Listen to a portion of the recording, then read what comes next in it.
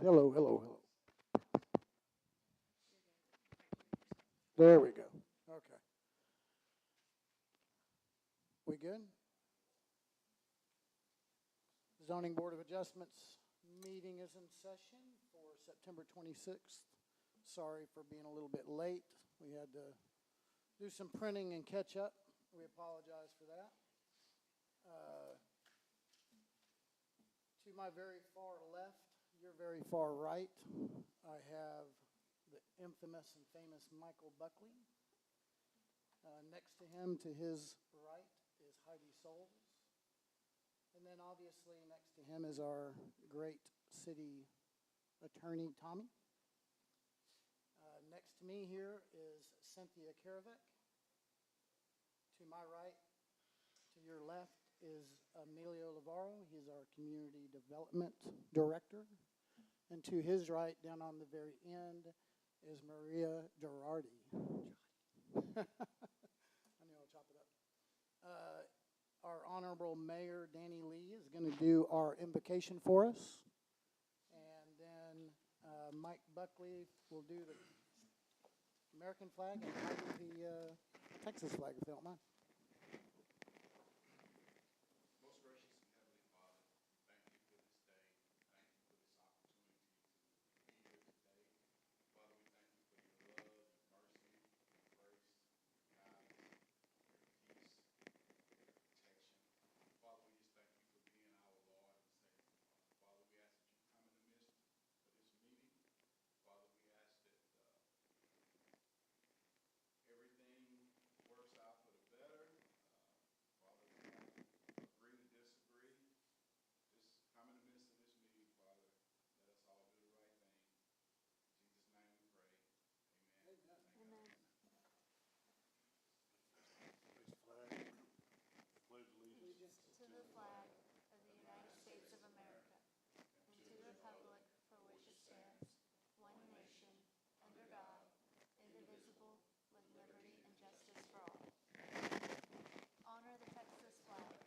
I pledge allegiance to thee, Texas, one state, under God, one and indivisible.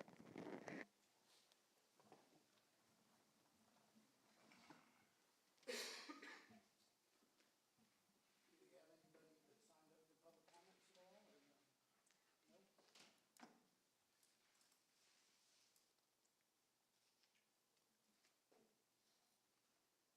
Okay, we're going to go right on to number 4. Under discussion and possible action items.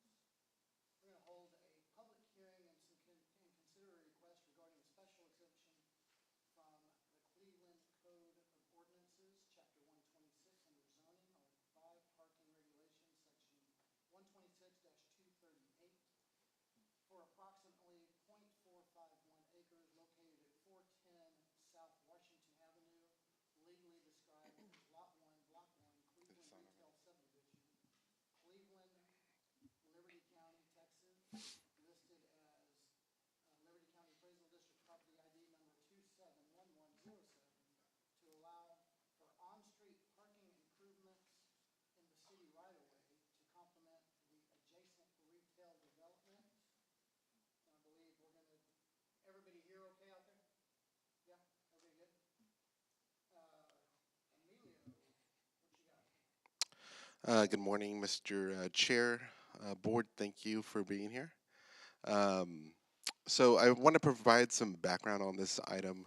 This is going to be the first special exception case that the Board of Adjustment hears.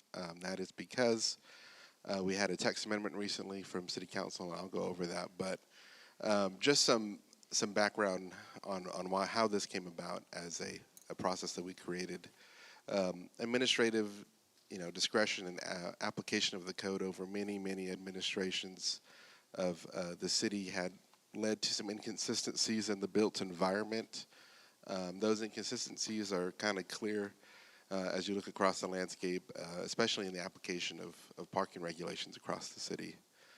So this issue had kind of led us here to where we're at today, and a developer working on their retail strip center project presented this issue as they were looking for some relief from our kind of strict interpretation of the code as it was written, as it relates to on-street parking improvements. So we did a whole text amendment that I'll get into now, but this August, the Planning and Zoning Commission and the City Council considered a text amendment to create special exceptions.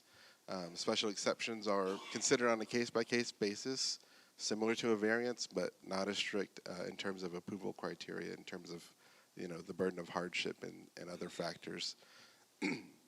Special exceptions are granted for deviations from operational performance standards or other supplemental regulations, not for dimensional criteria like a variance when you talk about setbacks and things like that.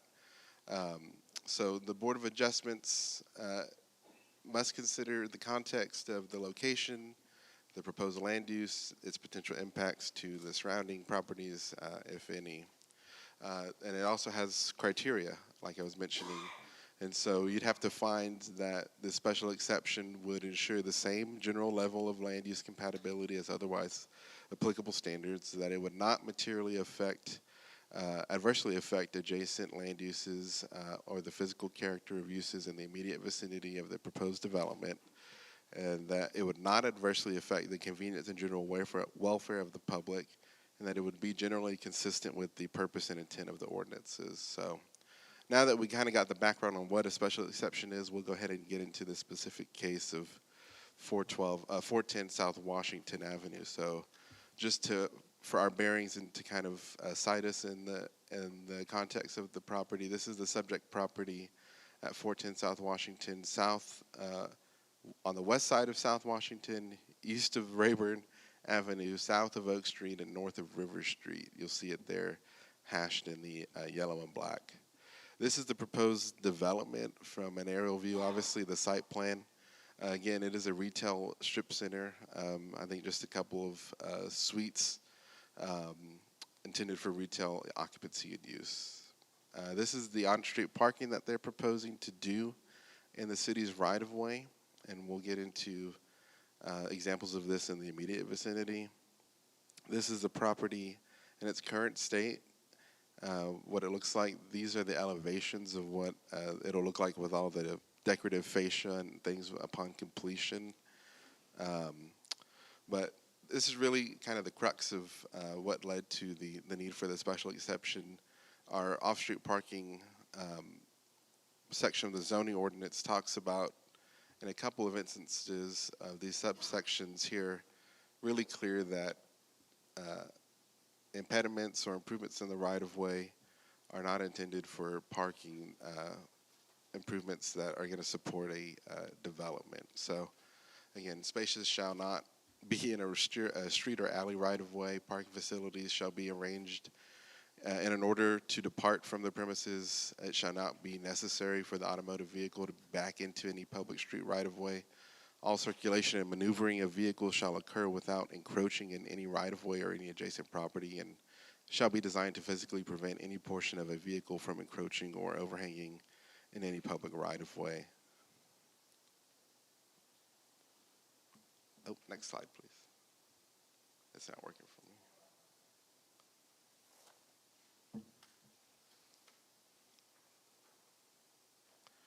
And so this is important, I guess, because this is where we've outlined where these rules are not applicable. And so in our interpretation, you can do on-street parking in the central business district because the ordinance says that these rules don't apply in the central business district. And as you know, there's a lot of on-street parking downtown. We went a step further to just call out, you can do essentially on-street parking if you have a special exception that grants you the permission to do so, or any other deviation from the parking standards as, you know, any developer applies for them. So that's really where we're coming from. The section's called off-street parking, and you might be wondering why we're even talking about on-street parking, but through our interpretation, that's essentially how we got here. Next slide, please. Again, here's some images to orient us around the site, taken from all different angles, but we'll come back to this at the end, but we'll go forward with some images. Next slide, please. This is the property again from the front. Next slide. This is the property from the rear where they're proposing to do the improved parking improvements in the right-of-way. As you can see to the right, at that smaller strip center, their parking improvements actually either encroach or vehicles have to back in or pull in through the right-of-way from the Rayburn right-of-way. Next slide, please. As you see here, I kind of outlined where the approximate right-of-way line is, but on both sides of Rayburn, again, either encroaching or vehicles would have to utilize the right-of-way, either backing in or pulling in to access that parking space. Next slide, please. Again, from the other end, adjacent land uses, same situation. So I guess we just wanted to establish that there are similar circumstances in the vicinity, and kind of furthers the case and the claim that this wouldn't impact any adjacent land uses because it's otherwise pretty compatible with what they're doing over there. Next slide, please. Again, and that's just kind of the overhead reference point for where all of those images are taken. So I think we'll get into the criteria next. So again, these are our findings. I think they're a little out of order, but in terms of not adversely affecting the convenience and general welfare of the public, the head-in on-street parking is, I think we'd all agree, a normal fixture of downtown business districts in many communities. The Rayburn Avenue right-of-way is lightly trafficked roadway and would not affect the convenience and general welfare of the public. Numerous other businesses in the immediate area already utilize the Rayburn right-of-way for head-in on-street parking or encroaching in the right-of-way. We think it would be consistent with the purpose and intent of this ordinance, especially with in light of the recent amendment to provide a relief mechanism if we determine that it's appropriate based on the context, the location, the land use, and the impacts to surrounding areas, and they are meeting all other applicable criteria. Next slide, please.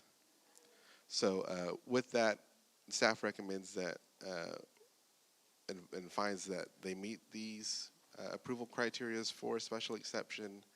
We do recommend approving the special exception with some conditions, those two being that the developer enters into a right-of-way or maintenance agreement or license agreement, encroachment agreement with the city for the maintenance of the on-street parking improvements in perpetuity. We're doing that with another developer that is doing some improvements in the Central Business District zoning district, and that they adhere to applicable dimensional criteria and requirements of the parking section. Basically, if you have a 90-degree parking space, you're going to be 9 foot wide, 18 feet deep. So just those basic standards, just so we can maintain some consistency in the parking across the city. But that's our recommendation and our findings, and I'm available for any questions if you have any. And just to clarify, sorry about that. You're good. Just to clarify, we did open a public hearing at the beginning of this, and Yes, sir. I'm going to choose just to close the public hearing at the end of each section here. So essentially, just to hit on a couple of notes here, Emilio, if you can go back to the rear view slide, if you don't mind, Juanita, please.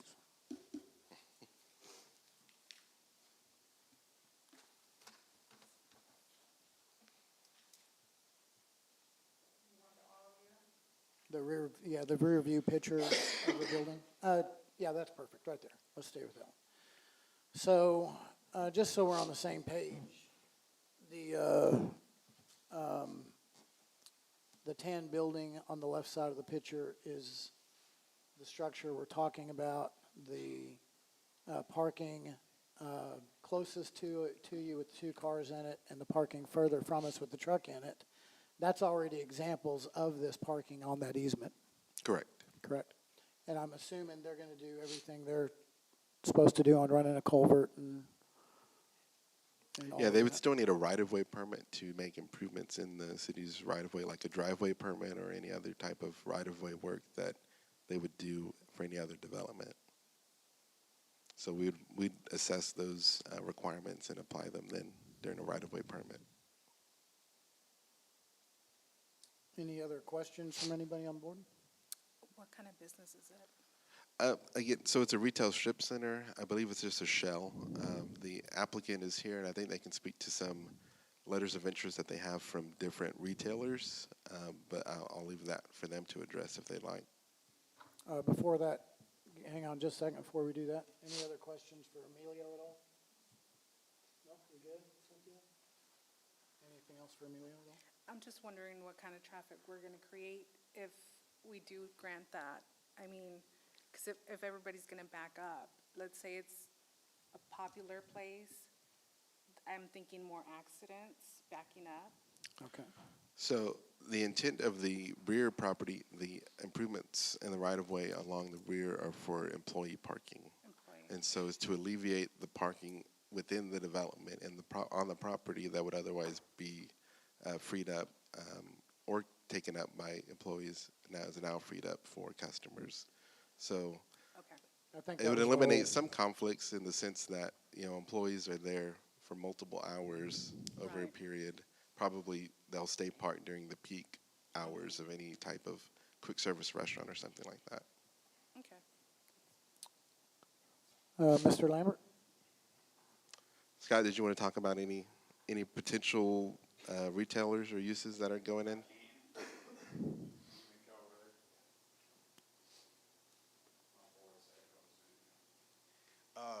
And introduce yourself. I'm Scott Lambert. I live at 1652 County Road 2274, Cleveland, Texas. As Danielle says, I better bring a Wingstop.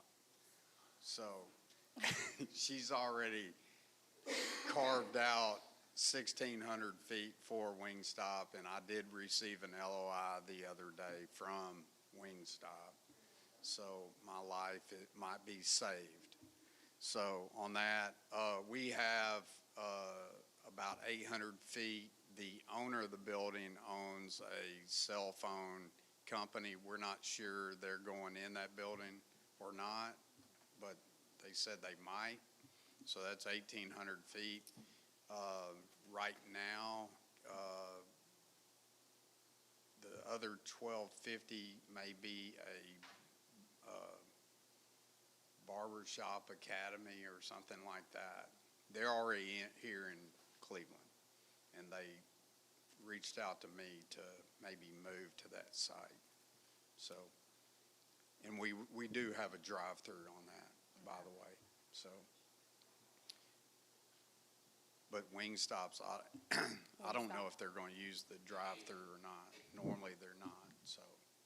But we do offer that at that complex, so. And just to reiterate, you said this parking is going to be for staff, employees. That's, the main- yeah, okay, so we have 24 parking spots in the front of the building, or front and around.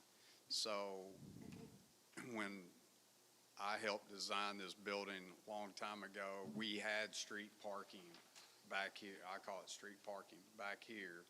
And the owners, when I wasn't involved in building this time, they left that out. So I said, we need those 10 spaces because of the employee parking, because you wouldn't have For the customers. be able, for the customer.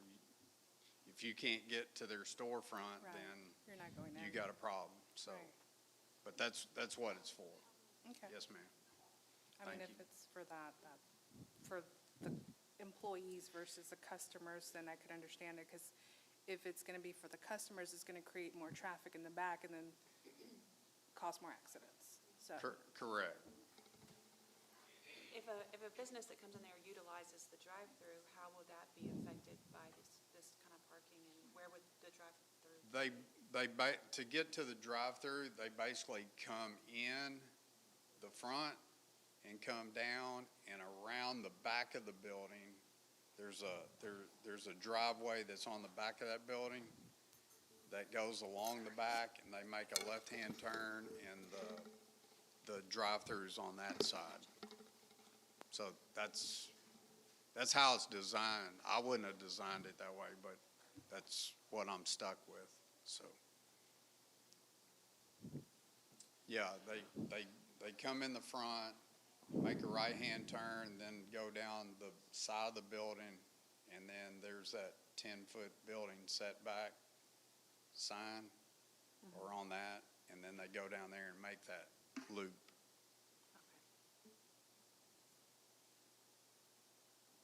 I don't like it, but Any other questions for Mr. Lambert? Mike and John bring their big trucks. I'm a little nervous about that.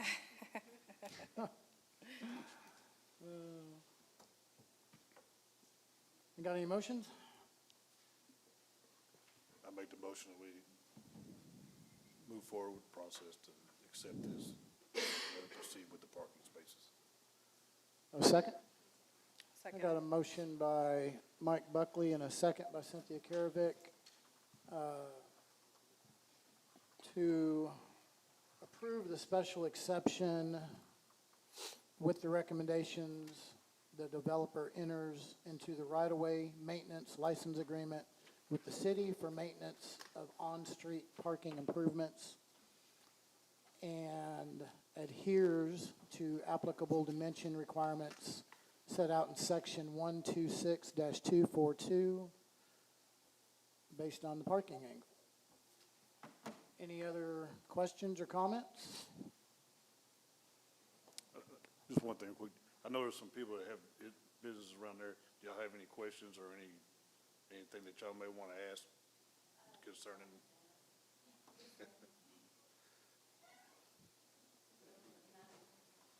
Yeah, please. And also, please, before you do anything, I apologize, but can you give us your name and your address? Yes, sir. I'm Kitten Bowen. Will you pull that mic down just? There I'm you go. Kitten Bowen, and I own and operate Gary's Barbershop, where this business backs up to. And our only concern was that it wouldn't infringe on the street. That was, I mean, as far as parking on the street or anything like that, that's all I wanted to know. Awesome. So, is that, would that happen of anything? It's going to be set up the same way. As mine is, just so, And then the other I'm property good next then. to it, so. Good deal. I have the motion by Mike, second by Cynthia, with the conditions on the approval. Any other questions or comments, concerns, anything from anyone, anywhere? Nope. All in favor? Motion carries unanimously. That will be the end of that public hearing for number 4.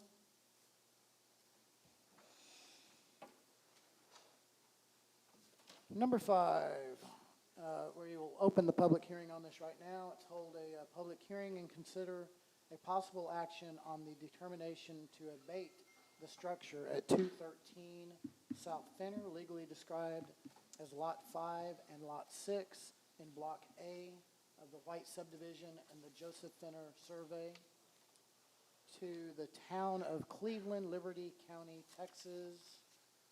Danny, will you introduce yourself to us, please, sir? Yes, I'm Danny Barrett. I am with Texas Communities Group. We oversee your substandard structure work here with the city of Cleveland. Chairman, board, glad to be here. Tell us what we're doing here, Danny. Okay, our first property, I believe, is the 213 Fenner. Is that correct? And just to clarify real quick, these are public hearings, so if anybody has any other questions, comments, anything, concerns, please stand up and get my attention. And if you have anything, just let me know. All right, very good. Yes, in your packets for each of these properties, you see our work that we've put together for it as far as doing a title research of the property, address and due diligence in identifying and noticing property owners, heirs, lien holders, each. There's a lot of detail of all the notices and things that are sent. But the first property is Lot 5 and Lot 6 in Block A, White Subdivision, Joseph Fenner Survey, Town of Cleveland, Liberty County, Texas. The address is 213 South Fenner Avenue, Cleveland, Texas, 77327. And the owner is Ashley Cole. Regarding notices, we have mailed notices per the substandard building 1998, section 26371, ordinance 727, dated 12/9/2003. Notices to the owners were mailed by certified mail and have been received for the copies of the return receipt and USPS tracking information. Notice was sent to county clerk, published, and posted on the structure as required in the ordinance. We have had contact with Ashley. She has contacted our office, probably the city as well, I think, maybe. We've updated address and mail notice and explained the hearing process with the owner. There are some city taxes due on the property, $965.21 for 2002 and 2003. Can you give me that number again, please? For 2022 and 2023, the amount due is $965.21. Thank you. You can see in the pictures, the property is a single-family residential structure that is vacant, open, and accessible to the public. It's in a severe state of disrepair and deteriorated due to fire damage. Porch and overhangs and eaves are severely damaged due to the fire and lack of paint and maintenance. Severe water damage and rotting as well. The roof is covered by composition shingles that are in need of replacement. Old composition roof is very visible and weather damaged. The roof's wooden decking, eaves, and ridge beam have severe water damage. Severe weather, water, and fire damage to all windows and frames. The windows have glass panes that are broken out, and several are ill-fitting. Both front and rear doors are severely damaged and or missing. The overall exterior condition of the structure is severe. Interior is in need of cleanup. Large amount of debris, unclean, and unsanitary conditions prevail. Property is open and accessible to the public, which leaves opportunity for vandalism, vagrancy, and criminal activity. Rubbish, debris, and vegetation overgrowth throughout the property, and with that, you have possible rodent harborage. Upon inspection and visiting with the property owner, our recommendation is to abate the structure. Is there anybody from the property here? Thank you, Danny. I greatly appreciate that. Do we have anybody from 213 Fenner Street here at all? Nope. I do have a question. When you talked to the property owner, did she have any comments on what she wanted done with the property? Believe she didn't have the ability to take care of the property as far as demolition on her own. Okay. So the demolition on this one will end up being on the city, and we'll put a lien on the property later? Yes, what would happen is if you vote to abate, there would be a waiting period. It has to be presented to council for their approval, which is next month, middle of next month. At that point in time, once abated by the council, there's a 30-day appeal period. And then after that, the city can go in and do the work. The property owner will be billed. This doesn't change ownership of the property in any way. Property owner will be billed, and they have the opportunity to pay the cost of the demolition at the time. If not, a lien can be recorded on the property. Does the property owner have ability to make payments on the work? That would be up to the city staff to do that. Mr. Buckley, so we do have. Danielle, if you don't mind, will you please introduce yourself? Tell us who you are. Danielle Lewis, work for the city of Cleveland. So in the past, what we have had is, whenever you do have a lien on a property, we have had where owners do request if they are able to make payments on that lien, whatever's placed on there. That's just something that we can work through with them. So they do have the opportunity to do that. Just keep in mind that if the lien is placed on that property, then, I mean, they wouldn't be able to sell it. They wouldn't be able to, nothing would be able to be done with it until that lien is taken care of. So it would just depend on whenever that time comes for them. Okay, I just want to know if they had the option to make payments if they couldn't afford Yeah, to pay I mean, for the whole demo up front. That's something we could always So work through. It looks like some of these, because I went and looked at these properties, Mm-hmm. and especially on this one, you know, I know probably people don't have the money because they already tore it down. Right. So if they want to keep the property and they have the ability to make payments to keep it back up, you know, to keep the Correct. property, then I just want to make sure that option's available to them. Yes, sir, it's always something we can work with. All right, thank you. Thank you.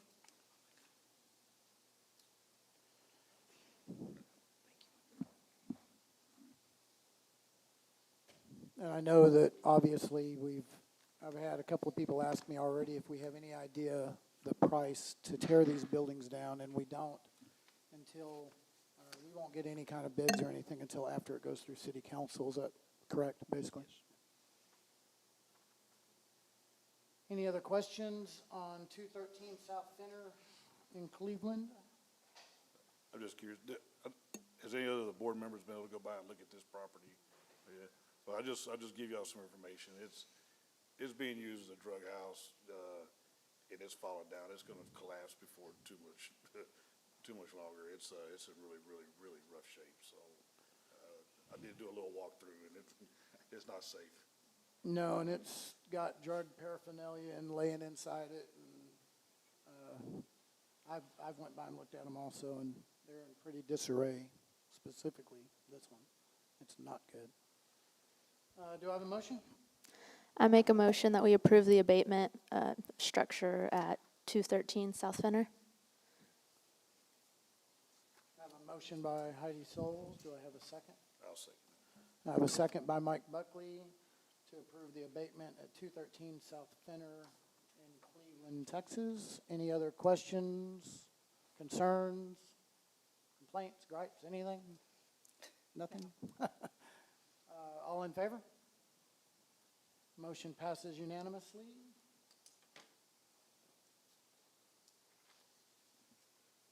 Number 6 is going to be hold a public hearing, which we're going to open that public hearing right now. As we close the previous one, we're going to open this public hearing and consider possible action and determination to abate the structure at 634 East.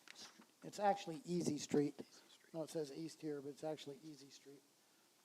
Cleveland, Texas, 77327, residential single-family structure legally described as a 0.5 acre tract of land out of and a part of Lot 12 in Block N of the Smith addition to the city of Cleveland, Liberty County, Texas. Danny?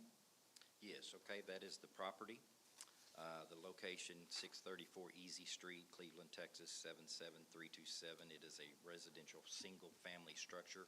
If you're aware, it's straight across the street from the cemetery.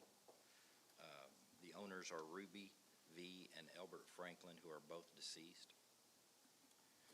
We have mailed notices per the substandard buildings, 1998, Section 26371, Ordinance 727, dated 12/9/2003. Notices to the owner heirs were mailed by certified mail and have been received, unclaimed, and returned per the copies of the return receipt and USPS tracking information. Notice was sent to county clerk, published, and posted on the structure as required by the ordinance. We have had visits with James, who is working with an attorney to get all the heirs to sign the property over to him. He wants to remove the structure, but is worried about the heirs in the ownership. We explained the process of the hearing, that hopefully by the time the property goes to hearing in front of council, he will have the property in his name. There are no taxes due on this property. And I believe we have had some extensive conversations with the owner. The property owners are deceased without will or probate, so there's no clear title. He is working with an attorney to get title to that property invested in his name. The structure is, as you can see, is severely deteriorated. Again, this process here does not affect ownership, and so we've encouraged him to continue to do that, and at some point in time, hopefully, he'll have control of that property and can take care of it at that time as far as just being an owner of the property. But we feel like the building is in severe state. The property is a single-family residential structure which is vacant, open, and accessible to the public, and is in severe state of disrepair and deterioration. Porch overhangs and eaves are severely water damaged due to lack of paint and maintenance, severe water damage and rotting. Roof is covered with composition shingles that need replacement. Of course, you can see if a tree or something has hit it, there's a gaping hole in the roof. So we just feel the building or the house is beyond repair. The roof's wooden decking, eaves, and ridge beam have severe water damage, and a large hole in the front side of the roof. Severe weather and water damage to all windows and frames. The windows have glass panes broken out, and several windows are ill-fitting. The overall exterior conditions of the structure are severe, and the property is open and accessible to the public, which leaves the opportunity for vandalism, criminal activity, and a fire danger. Vegetation is overgrown throughout the property with possible rodent harborage. Our recommendation for this property is to abate the structure. And I know that I've went by and looked at this, I know Mike has too. Again, the walls on this one's buckled. The wall that's facing the south and the west wall are both buckled and in a really poor shape. But any comments, questions from anybody out here at all? Yes. Mr. Lambert?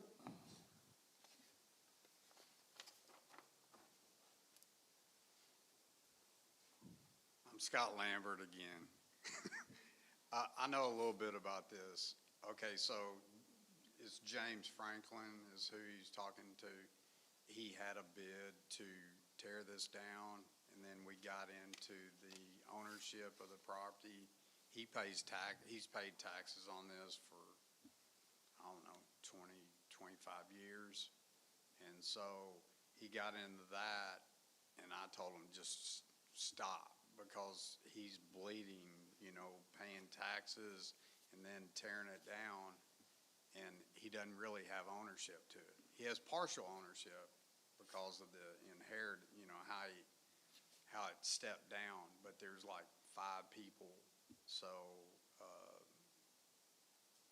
an attorney is trying to go through those steps to get it where he can have total ownership. So I wouldn't stop this process because that's going to take some time.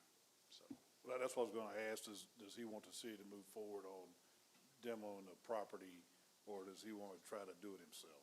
I would go ahead and go through this process and let's, by the time it gets to city council, let's see how far he's gotten on that process. That's what I would do. And so, just to let you know with that, in our situation, if we approve an abatement here, they still have time to work with the city to do it themselves. We encourage that, just to let you know. I mean, on any abatement we do, if we approve the abatement and they decide they want to tear it down themselves, by all means, please tear that down yourself. And the city will work with them relentlessly in hopes that they will do it themselves where the city, one, doesn't have to do it. But even with previous ones where they've agreed to tear them down and they agreed to terms and times and everything else, we still approve the abatements here and at city council and then left it up to them, on where they were at on it. Mr. Buckley? Danielle? Yes, sir. Mr. Buckley, to answer your question, I did speak with Mr. Franklin this morning. He was going to be here, but unfortunately he couldn't be here. So he did inform me that he does know the process of how it works with, once we go into abatement, then it gets presented in front of city council for demolishment. And his thing was he does not have the means to have it demoed, so he does understand that the city will step in to have it demoed and that a lien will be placed on the property. So he does agree with it being demolished and that something does need to happen to it. It's just unfortunately at the moment he doesn't have the means to be able to get it done. So it would be up to the city on this specific property to have that taken care of. And I am in the process of working with a contractor to get quotes for both residential properties to see what those numbers would look like, and that would be on the cities. And any commercial properties fall under EDC for funding, but any residential fall under the city's budget. Okay. Thank you, ma'am. Any other questions in regards to 634 Easy Street from anyone? Nope. Do I have a motion? I'll make the motion. I have a motion from Mike Buckley, and I have a second from Cynthia Kerbeck to approve the abatement for 634 Easy Street. Any other questions, concerns whatsoever? Nobody? All in favor? Motion is approved unanimously.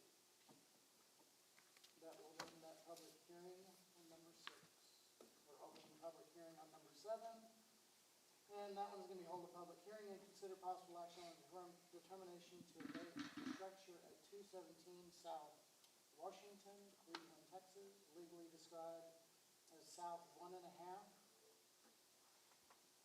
of lot 7, all of lot 8, and north 1/2 lot 9 in block 10 of the original town of Cleveland, Liberty County, Texas. Danny? Yes, sir, thank you. Yes, this property is known as 217 South Washington Street, Cleveland, Texas, 77327. It's on the main thoroughfare through town. Owners are Juan Cuellar and Serene P. Che.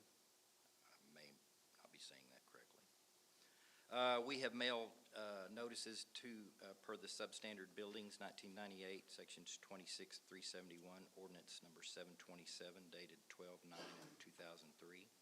Notices to the owner were mailed by certified mail and have been received, returned per the copies of the return receipt and USPS tracking information. Notice was sent to county clerk and published and posted on the structure as required by the ordinance. We have had contact with the owner. He advised us he had contacted the city multiple times and had no excess. Not sure exactly what that means. He stated he wanted to inform that he had legal issues regarding the particular structure and FEMA is involved and that he couldn't do anything with the structure. He stated the plans to hire a lawyer to sue previous owner for taking the roof after the sale. He wanted to resolve the issue in a diplomatic way and agrees the building is bad, but if he could just secure the structure. We informed him it would need to be brought into compliance with all minimum standards. That condition of the building has been in a serious deterioration for some time, I believe. Maybe about 4 years ago, the process was started on this building and stopped at some point, died at some point, and didn't go further. I don't think there's been a lot of changes up until the last little bit. There are no property taxes due on the building. When I inspected the property, it was a kind of a head turner. You drive down the street, and we try not to split hairs, as you can see by the properties that we bring before you. It was a head turner at the time. There has been some cleanup since we started this process. I believe that little mobile building has been removed. It has been cleaned up a little bit. The owner has done some work with it. There's some attempt to seal the building. There's been some plywood, additional plywood placed to close it up. I always go by the properties the day of the hearing. They're working on it at this moment. There was a crew of 2 people out there. I'm not exactly sure what they were doing, if they were working on the seal of the back end. The back end was They were completely boarding open. up the back of the building. Okay. And it was covered with a tarp. When I'd gone there previously, it was not covered at all. The property, I'll go into the violation. Property is a commercial structure which is vacant, open, and accessible to the public and in severe state of disrepair and deteriorated. Storage shed that also is in a severe state of disrepair that has been moved. Porch overhangs and eaves are severely water damaged due to lack of paint and maintenance. Areas that are crumbling due to lack of maintenance. Awning roofing is covered by composition shingles that have holes and has been severely damaged. Composition roof is visible in weather damage, severe weather and water damage to all windows and frames. Probably when I look at it, the walls are 2x4 with some siding up on it. The walls aren't great. The serious problem that we see is the trusses on the roof.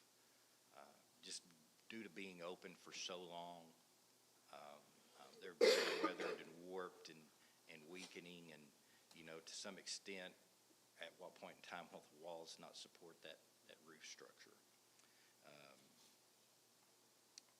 Front and rear doors severely damaged and are missing. The overall exterior conditions of the structure are severe. Interior is need cleanup. Large amounts of debris hang from the ceiling, which is the insulation, mostly the AC delivery system. The ducting is falling and hanging.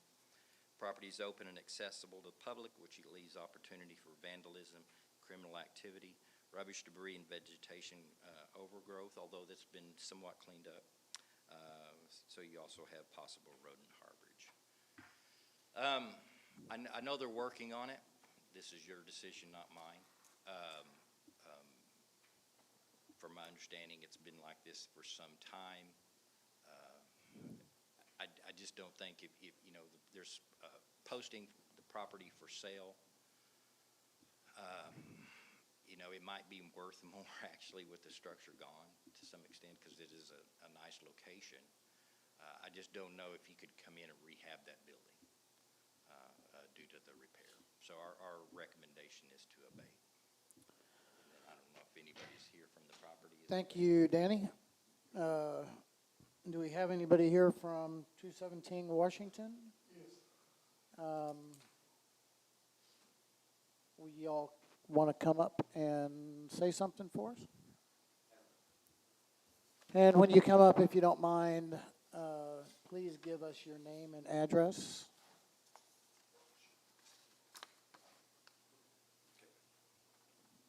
Good morning.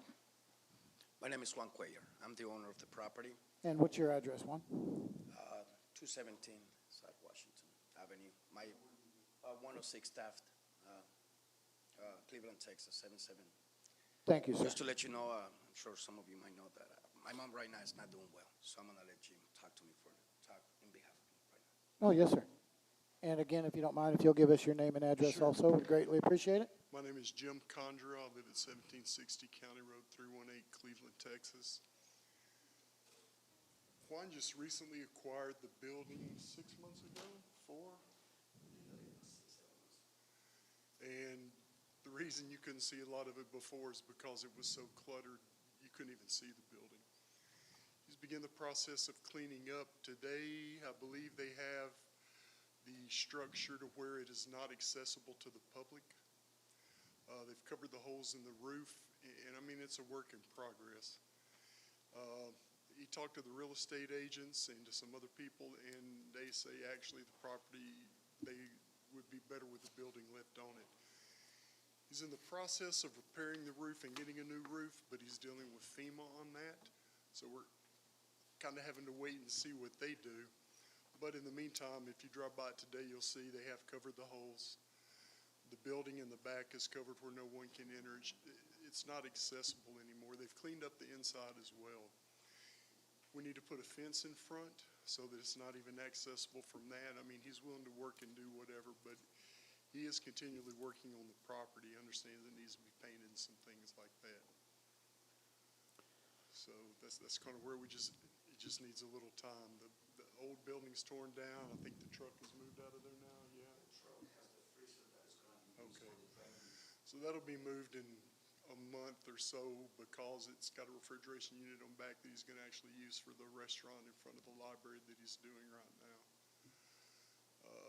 So I mean, like I said. And I did drive by this one this morning, and he had a couple of people in the back of the building putting up plywood. They had already tarped the wall, and they were in the process of putting up some plywood. Probably what Danny saw, the same thing. Anything else you want to add?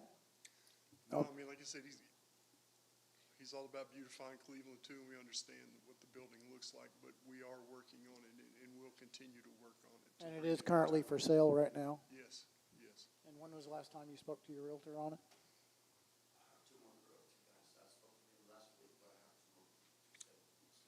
Okay. I spoke to his realtor last week, and like I said, he's got 2 more realtors working on it as well. That'll work. When you purchased the property, did you know that the city had already at one time talked about demoing this property? Did the previous owner tell you anything about that? Probably not mention much of that. Okay. No, that definitely would have been a part of the purchasing process. Yeah, that's what I'm curious for, because, if this process had happened 4 years ago and nothing has happened, and then 6 months after you buy the property, now all of a sudden we're in this situation. I do personally have an issue with that, because I've gone by the property, I've noticed it, I've seen it in this this way for quite some time. And if this process was started 4 years ago, I feel this should have already been done 4 years ago. Why it stopped is beyond me, but for an owner to buy a property and not know that this was already being sought out, I have an issue with that too, because knowing the property's gonna be tore down, I don't think you would buy that. You know, you're not gonna pay what you're paying for it if you don't have the building. I did walk the property, I did see the work being done, and walking through it, yes, the roof needs to be fixed, we all agree on that, and then it does need to be cleaned up. But structurally, I've refab buildings in a little bit worse shape than Yeah, this, so because it's I know it can be fixed, but at what the cost is, and if he's looking at doing that, then I understand, so. But that's what I just wanted to clarify that. I want to make sure he didn't know prior to buying this property that. And if you can look at the condition the building was in 6 months ago compared to where it is now, you can tell that there's definitely been effort made to get it cleaned up, and, because it's not in our interest for it to look bad either, you know, or in the interest of Cleveland, because, you know, Juan has several properties, and we're all about Cleveland. So it is a work in progress, and it will continue, and he's been able to speed up a little bit, but we'll get it there. We're not gonna let it, you know, like I say, it's closed off, it's not accessible, it's been cleaned up inside, and we'll continue to clean up more. But I think the outside, you know, got all the junk cleaned up and things like that, weeds beaten down. If we need to put out some pest abatement centers, we can do that, hire an exterminator or whatever, if that's a concern. Whatever we need to do, we just need a little time. Mr. Chairman, if I could. Hang on 1 second, if you don't mind. Cynthia? Has there been much interest from potential buyers? Yes. Mr. Laverne? Just a quick query on the Liberty County Appraisal District mapping and records indicates the the general warranty deed was processed in this time last year. So it's been over a year that the owner has since acquired the property. I just think that's in dispute of the timeline he provided prior. Okay. Are there any active building permits for improvements to bring the property into compliance, or any letters from an engineer? Right now, we're just sealing everything up. Because I think that's part of the options for compliance is to, you know, apply to have the proper improvements made to bring the building into compliance. Those efforts haven't been made. I'm just asking clarification. No, we didn't know that that's what needed to be done. We just thought we needed to seal it where it was not able to be, to enter or anything like that. But yeah, that's something that I'm sure can be done. Like I said, the roof right now, we're waiting on FEMA to see. So it's. Right now, we're just boarding it out. Well, yeah. Hey, hang on 1 second, guys. Just 1 second, if you don't mind. If you don't mind, if you're gonna speak, will you please come up to the mic? Yeah, because over here we can't hear you, and people on TV can't hear you. So if you'll please step right in front of that mic, I'd greatly appreciate it. I have a lot of pictures of, but I know you have other people to look at. 80% of the damage that has been done to the building, think about it, was done by the hurricane. You know, so I have proof of that on Okay. pictures. When obviously I purchased it, the intention was to sell it immediately to finish my project, which is the train depot, the steakhouse that has been, you know, proposed, you know, or at least, you know, proposed to the city. But anyway, no, so I do have evidence that, yeah, there's been damage, but there's been nothing but improvement. Right now, I could fix the building economically if I want to, make it look, you know, beautiful, new. But I'd rather put my money into the train depot, obviously, to finish that project. The intention of buying that building was not to really fix it, but we were advised by some of the realtors, you know, that actually, if we tore it down, he could get X amount of money for it. But if we fix it up, he could guarantee twice as much. Yeah. So as an investment, it's not wise for us to tear it down. Now, because of 3 things that happened that were out of my control. The first one that happened, obviously, you know, the hurricane, we all know about it. That's what took part of the building down. I'm working with FEMA on that. They refer me to SBA at this moment with that.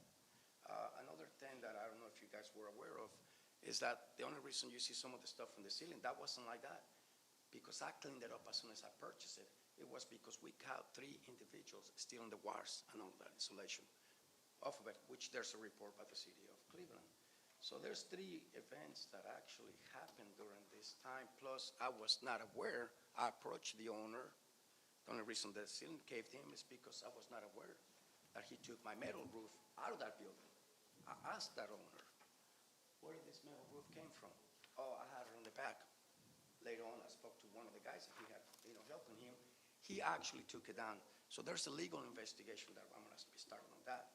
He's been denied, but now that we have proof of it, because my realtor, one of my realtors, Erica Basurto, was able to take pictures from previous where there was a metal roof. He confessed to me that he did remove the roof.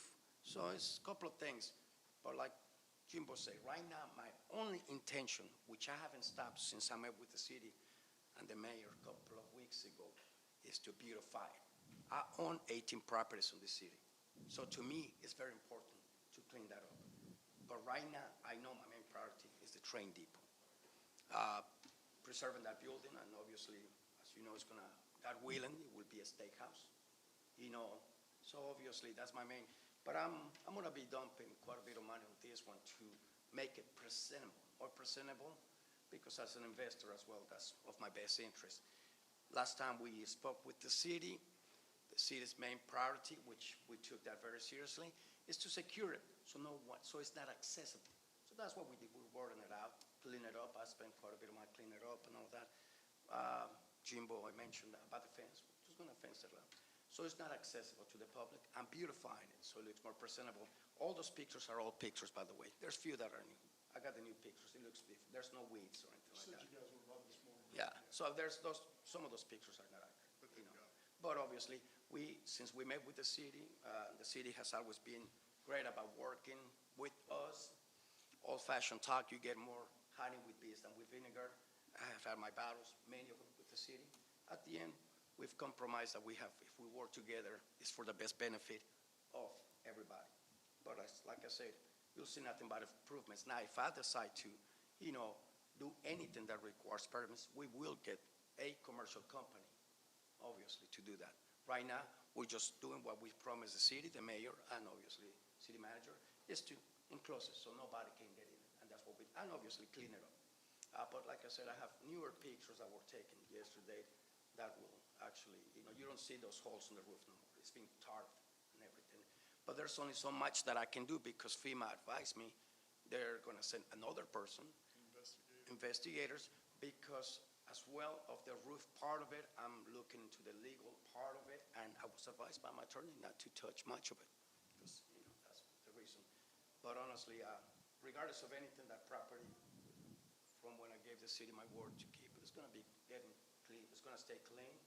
That bus on the back has the freezer for our steakhouse, so obviously, soon enough, we're just waiting with the architects. I don't know what's the latest on that.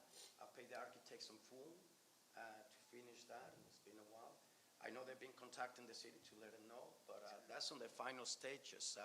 As soon as I get my blueprints and all of that, we're gonna go to Mr. Bergman so he can obviously stamp them, and after that, construction will start immediately with pulling the right permits. This building,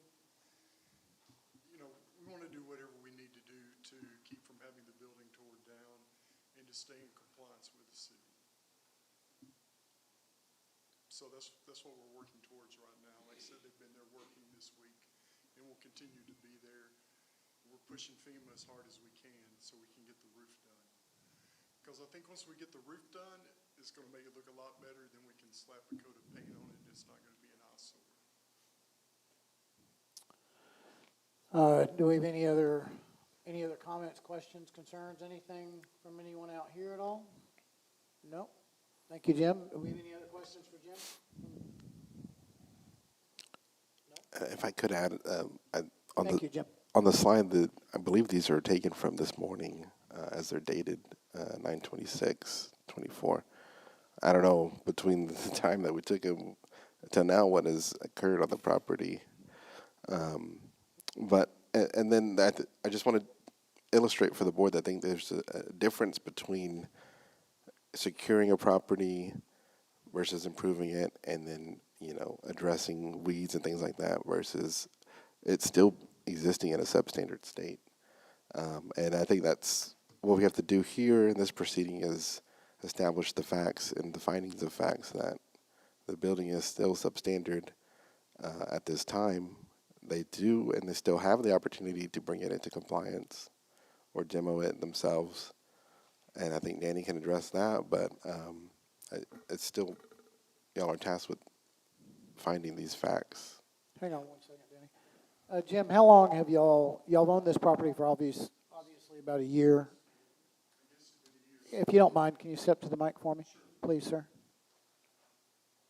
And I apologize, but No, it's okay. we just spent a lot of money on this AV system, and we want to utilize it. I understand. We want it to sound good. Yes, I guess it's been a year, but I mean, even if you look at from the time that the property was taken over by Juan till now, I mean, you can even see the property before for all the junk and everything that was piled up. We understand it has a ways to go, but we are working on it and have speeded up that process. But with the FEMA investigator coming out, our hands are kind of tied at the same time too. So, I mean, we can get back and contact them again, try to get a timeline, because we want a new roof on it as well. So. And just from the terminology, and I know a little bit about FEMA and properties and all that, and just something that was mentioned is that you said that it was referred to the SBA. Usually when you get referred to the SBA, it's because FEMA has denied you. Got you. And then they refer you to the SBA, which is that correct? Is that basically what's happened here? If you don't mind, I'm sorry, guys. If you don't mind, I apologize. The only reason that they denied it is because they told me it's not residential. Because it's a commercial building. Correct. Okay. And I knew that. I just wanted clarification on it. And I do apologize about keep coming to the mic. But if you don't mind, you have to come to the mic. So in that case, we can get the guys to pull some permits and start working on the outer structure that is visible so that we can get the facade looking nice, and then we'll start working on the roof after that. Unfortunately, in terms of plan review, when we receive permits, the proposed improvements are going to have to bring the whole property into compliance with all the adopted codes. So we couldn't review it just to address, the exterior of the property. You'd have to address the entire property. So we can give you the plan for the whole thing and then start with the outside, as long as you have a plan for the whole Remodel? proposed remodel. Wouldn't that be a building that you would be able to use just as a shell, just like you would do any lease space, because the size of the property, you could divide that up into 3 spaces, just like you would anywhere else. If they if they demonstrated how they would demolish the improvements within and reinforce the structure and leave it as a shell, and everything else is in compliance, that's an option, but I'm not an architect or an engineer. Well, there's options there. Like I said, I walked the building, I walked the property, and I seen what can be done with it. And if you're gonna bring it up, if you're gonna put the roof on it, and you've got active litigation going on with it right now, then you would have to present that with the city. Like, okay, it's just gonna be a shell.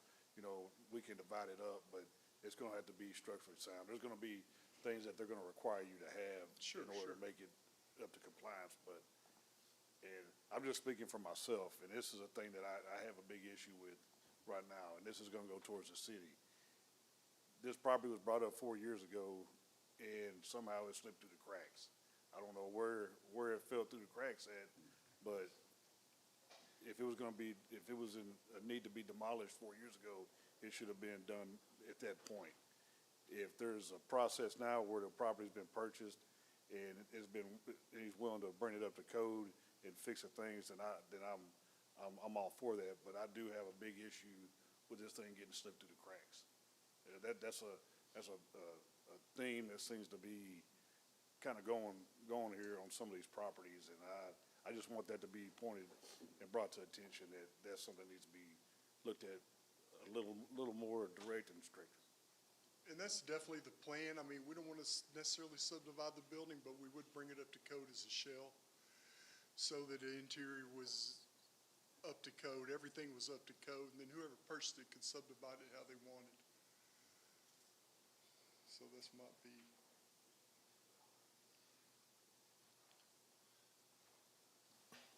So I guess that's a process we will get started on in the next couple of weeks. Actually, I need to wait for, I don't want to promise anything that I'm not good for, because that's going to backfire me. What I want to promise that as soon as I know whether SBA. Can you please go to the mic? I'm not going to lie to you and give you, a time frame right now to tell you, but I know I will do anything within my power, even if I have to dump a lot of money into it, to not tear the structure down in any way possible.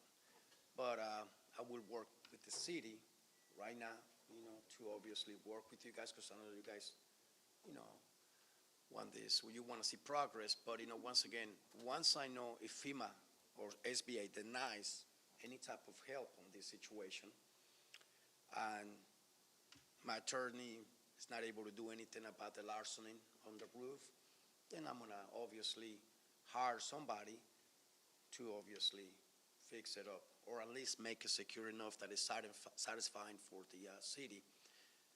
I took Jim's advice on not tearing it down, and I took two realtors' advice not tear it down, because I was thinking if I could tear it down and just sell it as a lot, they said I could get you twice as much if you fix that building. So that's why I didn't tear it down. Rose says that he was approached by a couple of city inspectors advising him that he would have to tear down because of the back part of it. There was a back part of it that collapsed completely. But obviously he pulled the right permits and he demoed that completely. He took care of that. And that's the reason both of the inspectors came through him. Adam was the last one, and I spoke with Adam recently. He said, yes, Adam was the one that approached him because of the rear section that was completely collapsed. That's what was my fear. This damage happened after the hurricane. That damage was not there inside, nor the ceiling tiles. They flew. I mean, I have pictures once again when I purchased it. No, that was there when I purchased it. Now, the main reason that the city approached him about consider him tearing it down was because of the rear section that completely collapsed. And he took care of that because that was part of the purchasing agreement. But the rest of it that happened was actually kind of recent, especially because I have pictures prior to the hurricane and after the hurricane. But he said he never legally was forced to tear it down. He was advised to tear it down because if he would have been told that he had to tear it down, he would have to tear it down if he had no options. Now, what happened 4 years ago, that's like the mayor and the manager told me that's before me. That I have no control of. I have control of when I took over and all the improvement that I have been doing and will continue legally to keep on doing. Thank you. Thank both of y'all. Greatly appreciate it very much. Do you have any other comments from anyone out here at all in regards to any of this? Nope. All good. Cynthia, did you have something? I just have a motion I have a motion to table this. I have a motion from Cynthia Caravac to table number 7. I second that motion. I have a second by Heidi to table it. Do I have any other concerns, questions, comments? Discussion, as an ex officio, I guess, advisor of the board. Considering other options for tabling, I guess, Danny, are there options, I guess, to provide extension to a date certain to allow the property owner to make improvements? Yes, sir, and I appreciate the owners being here with some intent and hope to recover. Based on my inspection and seeing the state of the roof, I don't see how an SBA or another financing company would loan money to repair as is. As far as tabling it is concerned, you kind of have to restart the process all over. You can give them time to make substantial improvements. We suggest not going over 90 days just because of the paperwork and things that can be filed and whatnot. So I have this is y'all's decision. I have no problem with you giving them time. That's your call. But I might, rather than maybe tabling it, I might suggest to give you 90 days to make substantial improvements. You guys determine what that substantial improvement would be, or regarding securing the building. This morning when I drove by, you know, as far as ceiling is concerned, there seemed to be like a heavy plastic on the back. I don't know that that's going to be sealed. I think they're removing that this morning. It looked like you were doing some work on that. But you know, if you want to extend them up to 90 days, that would probably be preferable as far as the paperwork is concerned. So you could reconvene at the 90-day point to see where you are and make a decision at that time. That would be my suggestion. Okay, give us just a second.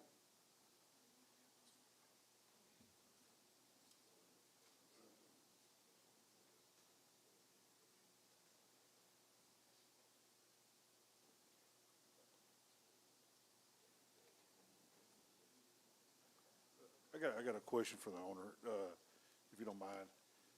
Did you say you have a lawsuit right now against the previous owner? Potential lawsuit, and the only reason I haven't done it is because you know that my brother and you are part of a business and he's part of it, and I don't want to cause any trouble with him. But if I have to at the end, to make sure that I don't tear the building down, I will start a legal lawsuit, obviously.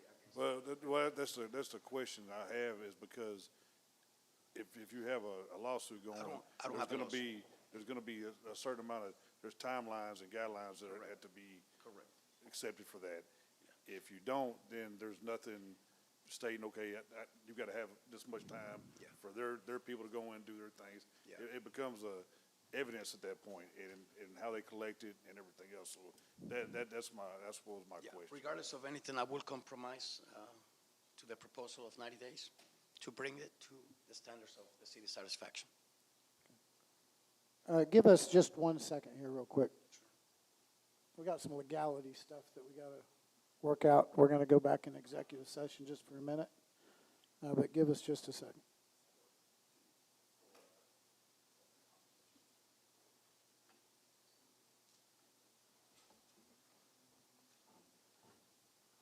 City of Cleveland reserves the right to adjourn into executive session at any time during a meeting to discuss any item on the agenda as authorized by Texas Government Code Sections 551.071, consultation with attorney, 551-072, deliberations about real property, 551.073, deliberations about gifts and donations, 551.074, personal matters, 551.076, deliberations about security devices, and 551.086 for economic development. We are going to go in executive session for consultations with our attorney real quick.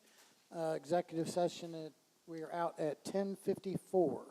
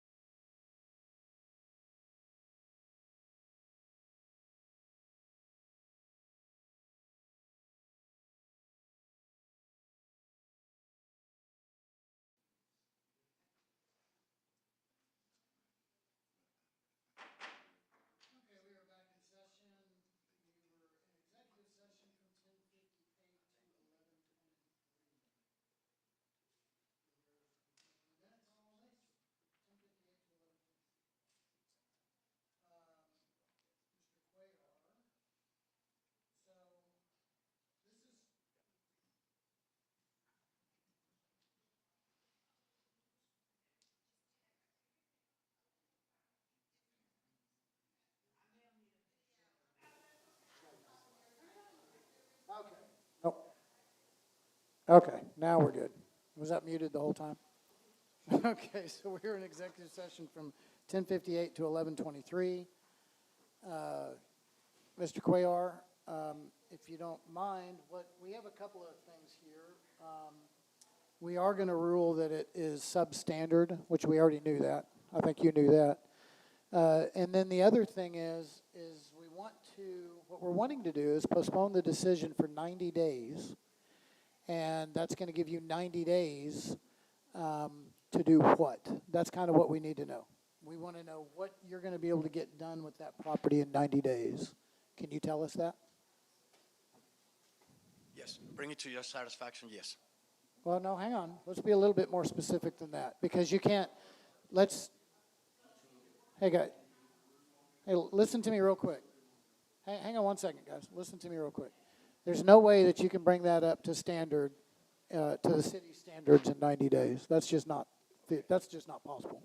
That's not going to happen. So I don't want you to think that that's what we're wanting to do and that's what you're going to do, because you can't. But what I do want to know is I do want a game plan between yourself and Emilio and us, because you're going to be back here in 90 days.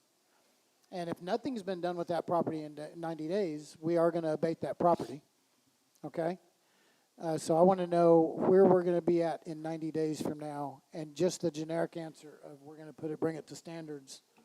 We can't do that, because that's just not possible. So and if y'all need a minute to think about it and talk about it, sit down and talk about it. 1 second. Absolutely, absolutely.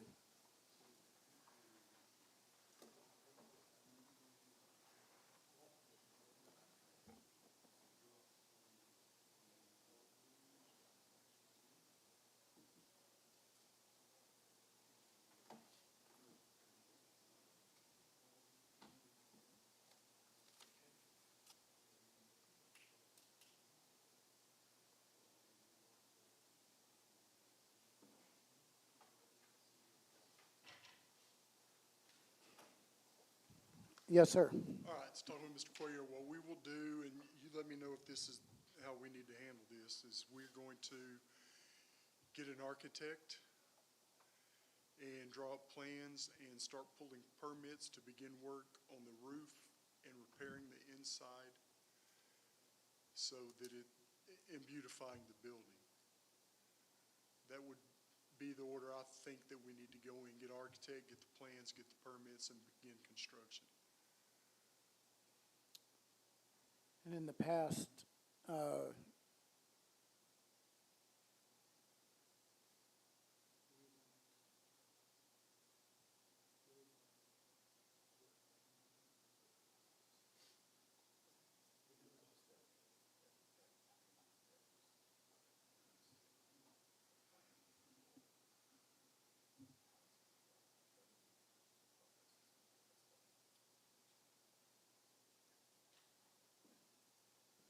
so just so we're on the same page real quick, what you're agreeing to is engineered plans, permits, and to start the process. Okay. And I think we're going to have to ask the board. I am nobody. I'm just the president, so I don't. But are we good with that? Mike, Heidi, CC? So then we're going to be good with that. As long as y'all do what y'all are saying you're going to do, we'll be okay. If that comes back to us in 90 days, and we're going to set a date right now. Sure. We're going to give you that date. Well, I was just asking, can we grant, can we also include the condition to grant city personnel access to the property to make inspections? Oh, 100. I mean, yes. Y'all don't, I'm sure you don't have a problem with that, do you? You guys have access now, right? Well, I mean, consent. No, what we're going to need, we definitely want consent for city employees to be able to go. They're gonna have to have access in order to do inspections. They can't do inspections without access to the property. So, once the process is started, and after you pull your permits, at that point, then they're gonna have to have access to be able to go in. When the roofer starts doing something, to call in for an inspection, they have to have that access to your property. Well, and realistically with this agreement, I would hope that you're going to, obviously, I didn't think this was gonna be a question even, but the employees here should have, consent access to the building, obviously. You don't have an issue with that, though, do you? Okay. Oh, yeah, of course, yeah, yeah. Sure. Yeah, that's, I don't think unreasonable. Anything else, Amelia?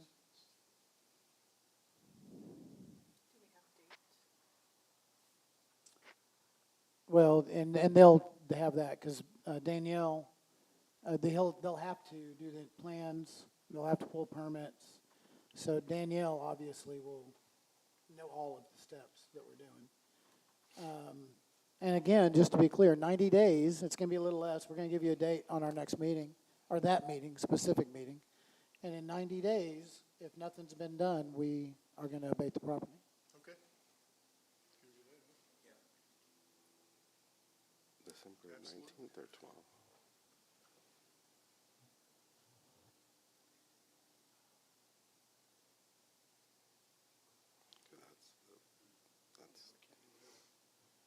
So the two choices we have is December the 12th or December the 19th. If y'all want to look at your phones and schedules, Maria? December 19th would be good if that's okay with you. Okay, well, yeah. I don't mean this bad, but I was more concerned about the board. So, I'm sorry. hang on one second. Let me.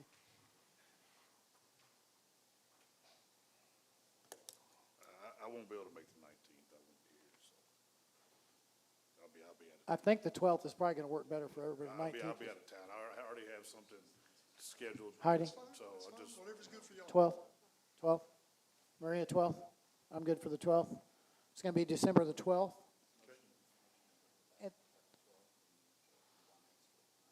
Yep, so we need a motion to bring it back on the 12th, and then we're going to also need a motion to, it would actually be to postpone the decision. Yeah, so we're going to need a motion to postpone let's do two motions, it's two separate motions. First one needs to be a motion to postpone the decision for 90 days until December 12th.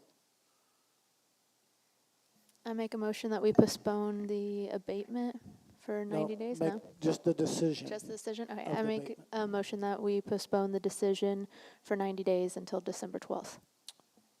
I have a motion by Heidi. Do I have a second? I have a second by CC, and that is to postpone the decision on the abatement, just postponing the decision until December 12th. Any other questions, concerns on that one? All in favor? Motion passes unanimously. And then I need a motion for this to come back on December the 12th.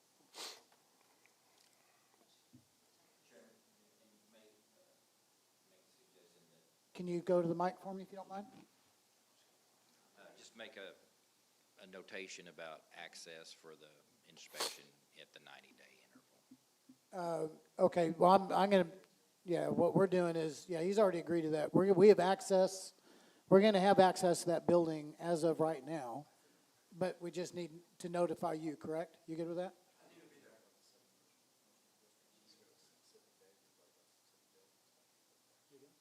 Okay, he said that because we included the specific date in the first motion, that we don't need the second motion.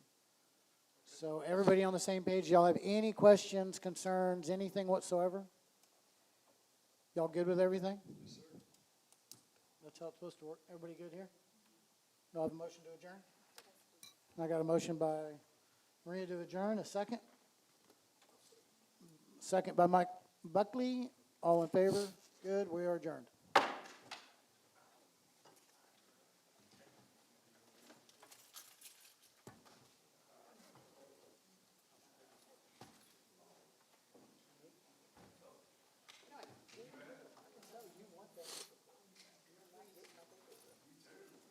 That big paperclip?